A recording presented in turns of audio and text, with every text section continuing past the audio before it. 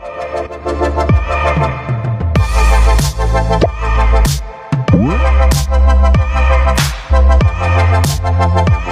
a new episode of Beyond Reality Podcast where we talk about everything that matters most to Nigerians. My name is Betty Ido, and in today's episode, we are going to be talking about a very interesting conversation that has sparked from Nigeria singer Peter Okoye, that is Mr. P's response to one of his followers' question, asking whether his children know how to speak the Igbo language. Now, the funny thing is, his response to that was, who Naija language help? But beyond that response today, we are highlighting a bigger conversation, just as we always do here, about parenting, about identity and culture. Are we raising a generation that is slowly losing touch with its indigenous languages?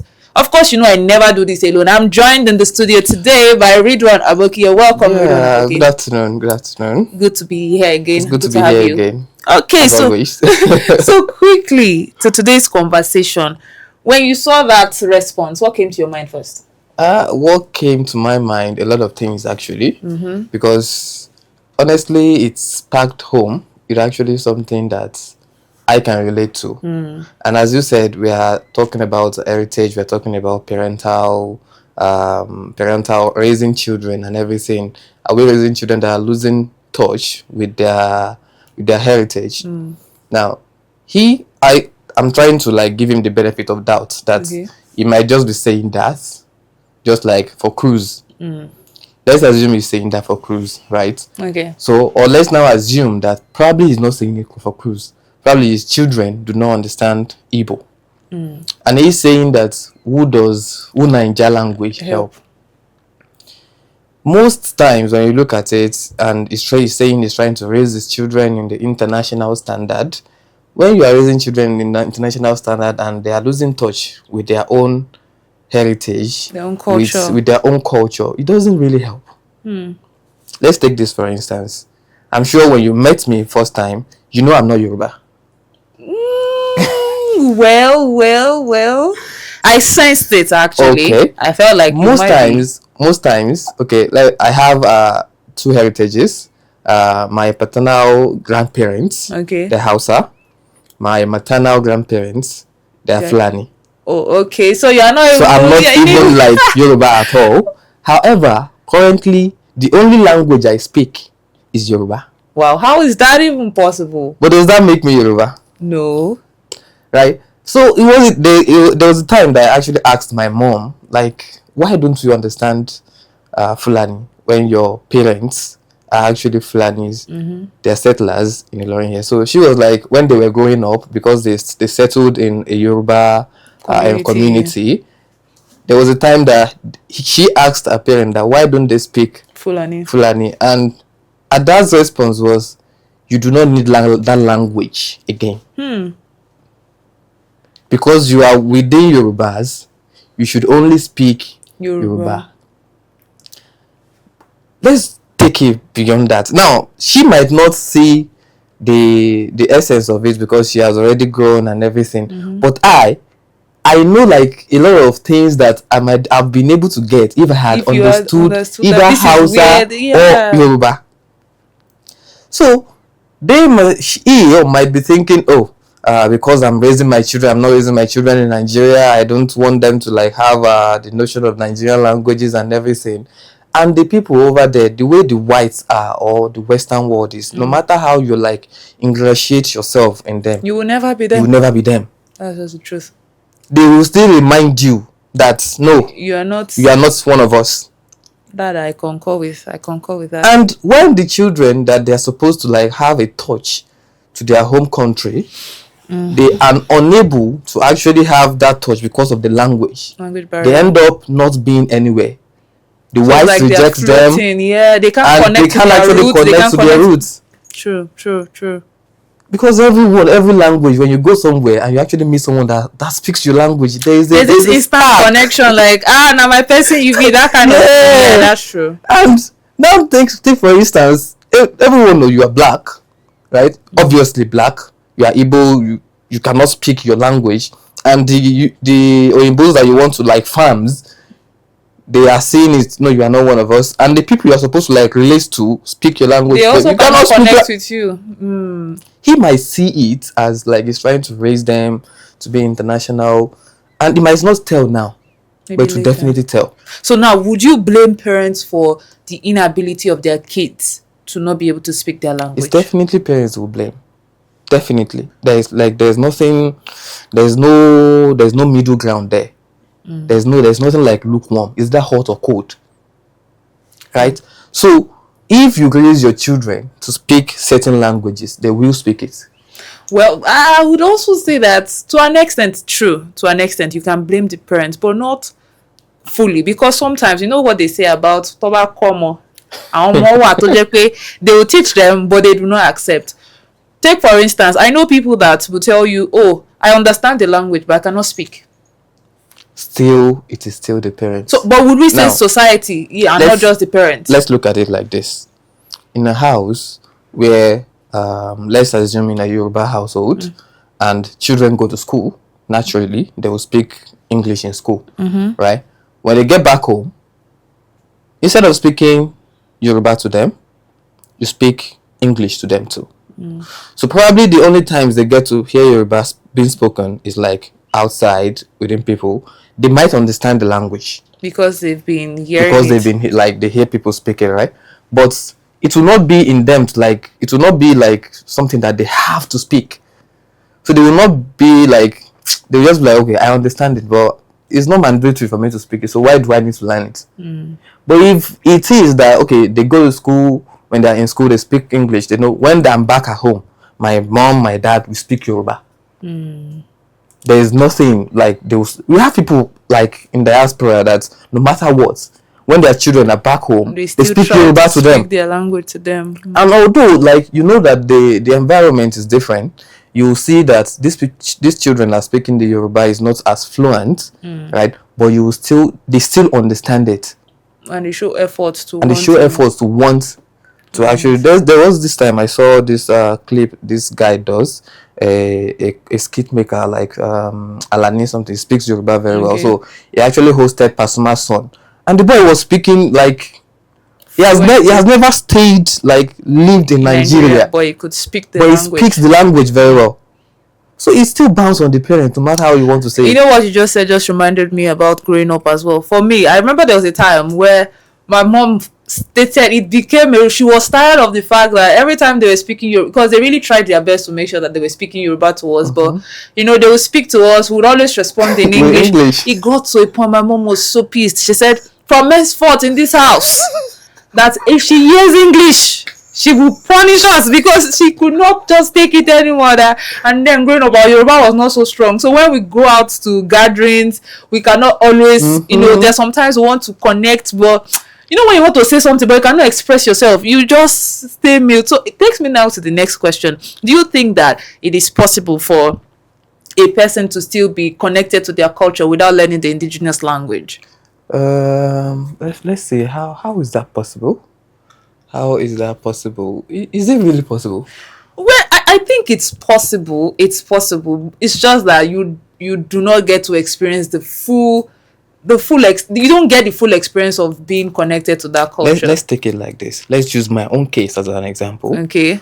I was brought up in Ilorin, and although we had people speaking Hausa around us, Fulani around us, because I do not understand the language. My heritage is Fulani. The only people I connect with are Yoruba. Because that is the only language I understand. That you were exposed to. I was exposed to. That's the only language I understand. How am I supposed to connect? If I meet other Fulani people and I want to connect with them, the first thing the next thing they will tell you is this one is Kado. What's Kado? What do you mean by Kado? Is this person is like Yoruba, not one of us. Although you might, they know that you look like them, or you have, but you are no longer one of us. They don't regard you fully as a part of them because you cannot speak the language. You cannot speak the language. I think I will also add to that there are certain things that do not just make sense until they are expressed in that particular language. Take for instance, I'll still use Yoruba because that's the language that I know and I'm a part of. There are some proverbs that you would never get to understand if you don't understand If you the don't language, understand if the you don't speak language. the language. Take me for instance now. Oh my God, I'm married to a family where they speak proverbs a lot. You know how they are speaking and then they just say one proverb. They expect you to To complete it. understand, and you'll be like, If you can't even complete it, how do you even understand the proverb? So you know, you're just like, why it's so okay. crazy that there are some things you'd say that If you translate it, the you meaning cannot is even lost. translate it. Yes. You want to translate it in English sometimes, and you like sit down. How do How by the do time I you do even this? even if you attempt it, the meaning is watered down because it just cannot be as when it is said in the language. Definitely. But now still using you as an example, because me, I still cannot even believe that you are Fulani. It's like a big revelation. But using your case as an instance, would you say that the society or the environment also greatly influences the ability of a child to speak a particular language? Because I'm thinking now, if your parents had actually still decided to speak the language to you, Yeah. would you have been able to speak it despite the fact that your environment, that was not the language of use in your environment, but still making sure that, let me just teach this child this language? Yeah. Would you say that the environment is what determines, or the parents, it's the parents themselves are the ones that determine? Okay. It's actually a 50-50 case. There Okay. is something we call nature nurture in Okay. education, right? So you have something you're born with. Okay. That is your nature, right? However, what you grow accustomed to in your society, in your immediate society, starting from your parents, Okay. right? Then go into people that are around you. That is nurture. That is what you actually get to experience more. That might change whatever you were born with, right? So, using my case as an example, my parents cannot even our teach me case study because for they today. do not even understand the language. Oh. Their parents did not teach them. Wow, so it's almost like a transfer thing, like Yeah. the same thing that happened to us. Oh, sorry, we can't give you what we don't have. You get it? So their own parents did not teach them. So that was when it was lost. So they cannot teach me. So in instances like that, right? I know that, okay, this is where I come from. My maternal parents are Fulani. My paternal parents are Hausa. That does not make me any more Hausa or Fulani. But I'm really interested though to know. So your own kids now, will they also claim to be Fulani but not speak, or you are going to be willing to teach them the language, or which language are you going to teach them? In my own case like this now, because I do not understand the language, so it's like it's moving from one generation to another. We will always have it like, oh, there was a time that our ancestors were Fulanis or Hausas, but right now we are Yorubas. But now you are Yoruba by environment. Yes, you get it. Wow. I'm Yoruba. This is the first time I'm By actually nature. getting to actually understand that this is a reality. It's So now something that you were not born almost- a Yoruba person, almost but everyone by can relate virtue to. of settling in a town Yoruba that community. that is affiliated with Yoruba, because this is a very diverse town, Yeah, so that yeah, it's not only Yoruba people. But now it's almost like there's a shift in your family line, Thank you very much. just from one generation not knowing to speak The language. which goes to show you how important language Language is. is a very, very important aspect of our lives. Wow. And I think if he is thinking like that, it's actually being short-sighted. Wow. Because this he is so exposed that he should have been thinking not like the way he actually say, would Niger language help? Niger language helps a lot of people. So now now you have made us, now you are our case study for today. In your case now, right, your parents couldn't teach you their language, Yes. the language that of your family, because they didn't know how to speak it. Definitely. And the language you identify with now is by virtue of you being in that environment. Yes. So aside a factor like that, like migration, what other factors do you think causes people to not be able to identify with their indigenous languages? If we look at other languages, I might not be able to speak much to it, but definitely that's when we would now relate back to Mr. P's case. Right? He has every opportunity to teach his children the language that The Igbo language. right? Yes. He is choosing not to do it.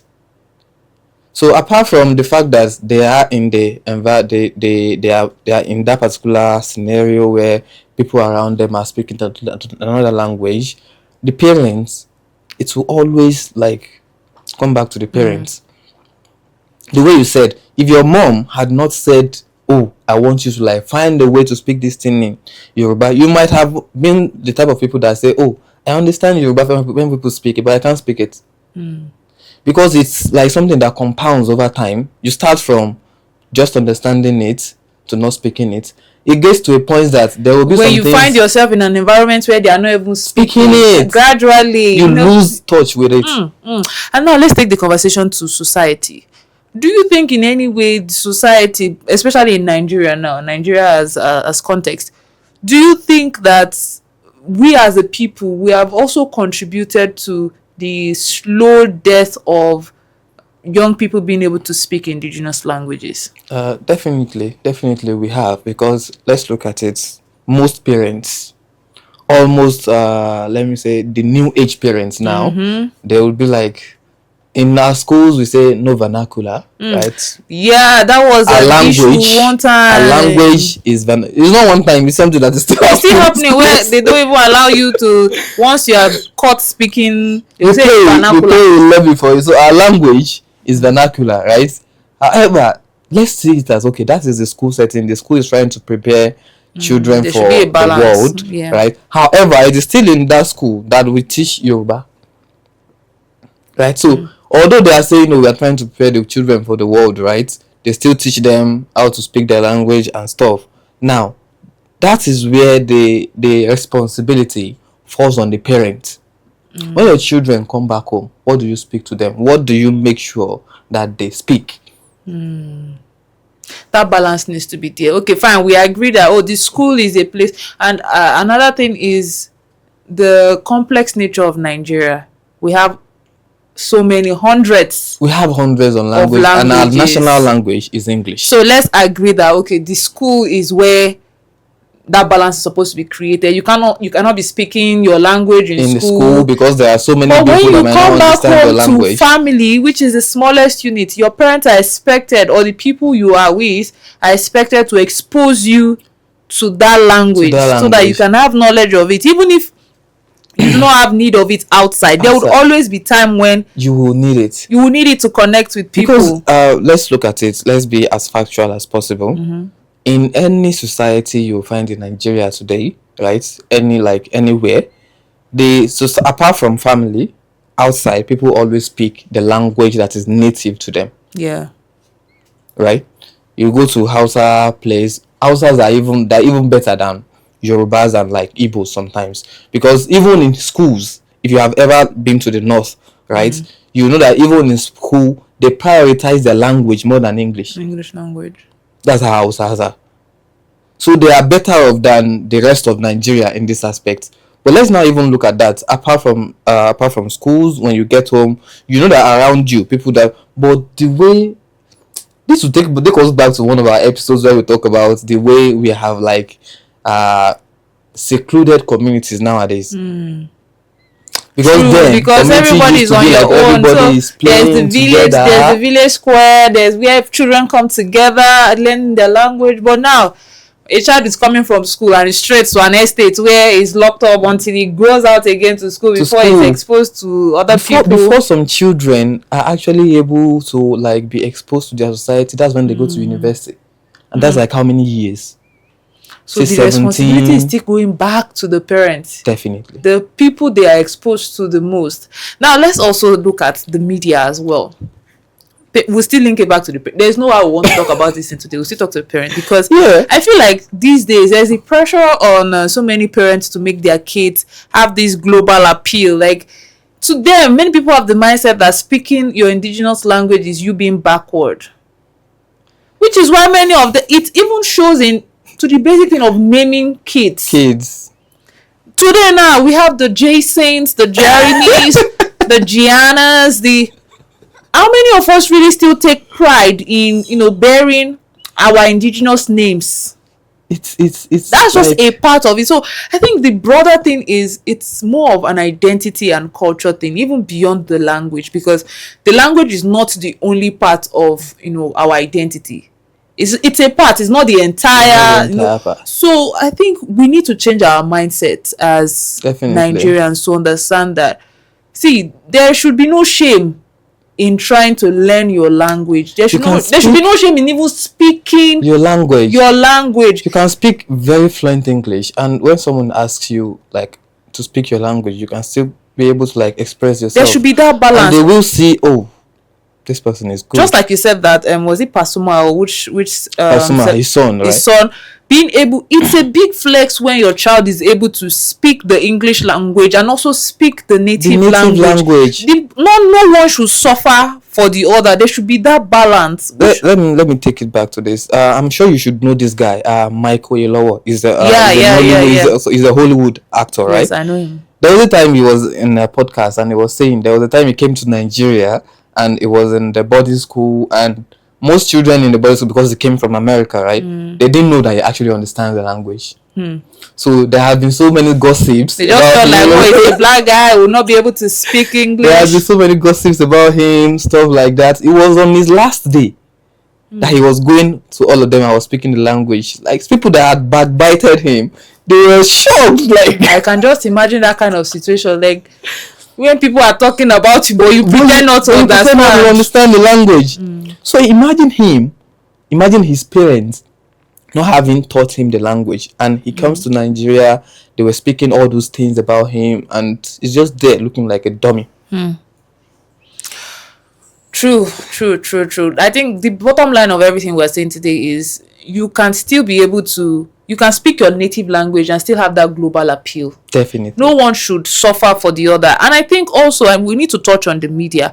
I think now the world is gradually catching up now. We are having indigenous content out there. You see so many of it. It depends on where you look. But we need more. We need to make our culture, our languages attractive again, because now it just feels like everybody is after the global appeal. Oh, I want my child we spend so much trying to make our kids speak the Queen's English, get the phonetics, everything, the accent. That's not a bad thing. Ironically, right? Now even the white people are more interested in learning you see our so many language. Clips of these children, like the white children, because there's something about the Western world is they have always been interested in like other people. They will always, you'll see in America they teach Spanish, they teach Italian, they teach other languages, and you'll see people picking interest in them because they know they are not like closed to their country. They can really go anywhere, anytime. Explorers. Right? So we even own the language, we are closing ourselves up. And the main thing about to be like them, trying so much to be like them, while they are one of the most open-minded people. They know they can go anywhere, anytime. So if I go somewhere, I should be able to understand what they say. Right? So we only see ourselves going there. That's just the thing there. We only see ourselves like going to America, going to Canada, going to this other places, right? We don't see ourselves actually making anything of ourselves in our own country. Yeah. That's one of the things that has been one of our problems. So we feel, if I cannot understand the language, and you can still, this thing can work hand in hand. It's not a one-way stuff that if you don't do this, there is no way for you. I think there's no pride at all in not being able to speak your language. That's just a fact. It's a thing of shame. Even me myself, that I to an extent I can speak my native language, I still feel pained and hurt sometimes when I go to gatherings and they are speaking the deep part, and I'm just like, oh my shit, like it really hurts me. So quickly, before we call it a wrap on today's show, what practical ways do you think that families can actually make the natural language, their indigenous language rather, how do you think they can make it attractive to their children and valuable as well, particularly for families where we have intertribal families? How can they make sure that their kids learn the language? How do they even determine which one? You see, which one their children will learn? That's where we are getting it wrong. There is no children are like sponges. You do not need to choose for them. You just expose them to it. Just expose them to it. When you expose them to it, they will learn it, right? You will not even know when they'll speak it. You'll be like, what? That's true. So it's still anything that you do, no matter what you do, right? Your child has gone to school. When they come back home, speak your language to them. My son is just a year old now. The first thing he will say, the one of his words that he knows now is ba. Because he has been hearing it over and over. Anything, he takes something like this, he brings it to you, he says ba. Because the cognitive, everything is just, because he has seen it oftentimes. Yeah. When I'm about to take something, this is what I hear. This is what I hear, right? So, if you don't speak it to them, if you are always like, oh, you want to be speaking English in the house, let's do this, let's do that, they will hear English outside. They will hear English when they get to school. Let them go and learn English when they get to school. They will learn English from the things you expose them to. The Miss Rachel, the Coco Melon, all those little things that you expose them to. They will learn English from there. It is now your own responsibility to make sure that your personal language, your heritage is not lost to them. Because if you don't speak that to them, all the English they've been learning, that's what they will keep on learning. Yeah. All right. So on that note, thank you so much, Mr. Ridwan Aboki, for always being here. On that note, it's safe to say that the heritage and culture of us as a people is in our hands to collectively preserve by making sure that we teach our children our indigenous languages. Even we ourselves as adults, we need to speak our indigenous languages. Do not be so ashamed to speak your language. Speaking your language doesn't make you less of a person. It doesn't make you less global. You know, there should be a balance. There's a big flex that comes with being able to speak your language and also still speak the English language. So on that note, we'll call it a wrap on today's episode of Behind Reality Podcast. Let us know your thoughts in the comments. What do you think? Can you speak your native language? Let us know in the comments. Don't forget to follow us across social media platforms at UrbanPop Radio NG. And as you're watching this video, please click on the subscribe button. Click on it. My name is Betty Idowu, and it's been my pleasure being your host today.